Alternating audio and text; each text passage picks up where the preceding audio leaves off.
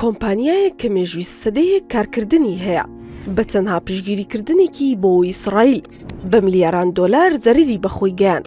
ئەوان بەناوبانگترین قاوەخانەکانی جیهان و بەرهەمەکانیشیان لە دنیادا خواستێکی زۆری لەسەرا لە ڕێگەی لۆگۆ و شێوازی پێشکەشکردنی خواردنەوەکانیانەوە توانیویانە بە ملیاران کڕیار بۆ خۆیان ڕابکێشن.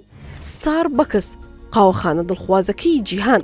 ستاربەکس کۆمپانیا و قاوەخانەیەکی ئەمریکیە بەرهەمەکانی قاوە و چاو شیرینی و ئایسکرێم بە بەرزترین کوالێتی پێشکەش بە کڕیارانی دەکات.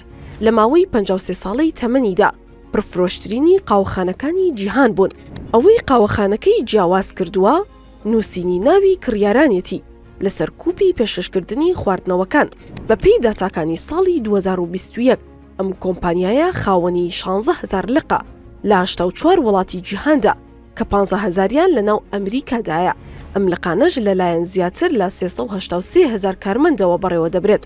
بەڵام لە ماوەی ڕابردوودا ڕۆژنامەی زە بزنس تایمی ئەمریکی ئاشکرای کرد کە لە 16 تشرینی دووەمی ساڵی 2023 تەنیا لە 20 ڕۆژدا 12 میلیارد دۆلار زیان بەر کۆمپانیاکە کەوتووە و بەهای پشکەکانی بەڕێژەی لە 8.96 دابەزیوە.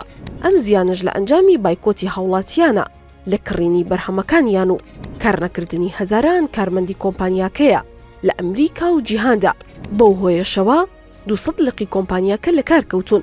ئەم زیانش بە گەورەترین زیانی کۆمپانیاکە دادەنرێت لە ماوەی 30 ساڵی ڕابردوودا. هۆکاری سەرەکی ئەم بایکۆتە بە کۆمەڵەش پشگیریکردنی کۆمپانیای ستاربەکس بووە لە کوشتارگەی ئیسرائیلەکان بۆ سەرکردی غەزە لە فەڵەستین. ئەم زنجیرە قاوەخانەیە مێژووی سەدەیەک کارکردنی هەیە کە لە ساڵی 1970 یەکەم قاوەخانەی خۆی لە ویلایەتێکی سەر بە شاری واشنتنی ئەمریکا کردەوە لەسەر دەستی دوو مامۆستای زانکۆ و نووسەرێک بە ناوەکانی جێری بادوین، زیف سایکل و گۆردان بۆکەر کە ئامانجیان ئەوە بووە پەیوەندی لە نێوان بازرگانانی قاوە و کەشتیواناندا دروست بکەن. لەبەر ئەوەش لۆگۆ ناوێکیان بۆ هەڵبژارد کە لە ئامانجەکەیان نزیک بکاتەوە. هەر بۆیە ناویان نا ستاربەکس کە لە ناوی پاڵەوانی ناوڕۆمانی مۆبی دیکەوە بۆریان گرتووە کە ڕۆمانێکی کلاسیکیە و لە ساڵی 1851دا بڵاو کراوەتەوە. ڕۆمانەکە باز لە کەسێک دەکات بە ناوی ستاربێک کە ژیانی لە دەریادا بەسەر بردووە و یەکێک بووە لە عاشقانی قاوە.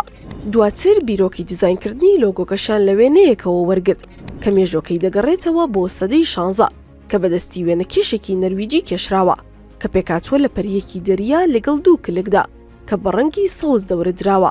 ئەم کۆمپانیایە یەکەم قاوەخانەی نۆدۆڵەتی لە ساڵی 1996 لە ژاپۆن کردەوە. دوای 28 ساڵ لە کارکردنیشی بۆ یەکەم جار لقی خۆی لە ناوچەکانی ڕۆژهەڵاتی ناوەڕاست لە وڵاتی کوێیت کردەوە کە تا ئەمڕۆ نزیکەی 500 لقی لە سەرتاسەری ڕۆژهەڵاتی ناوەڕاستدا هەیە. لە ئێستاشدا زیاتر لە 7 ملیۆن کەس هەیە کە خاوەن پشکن لە ستاربەکس.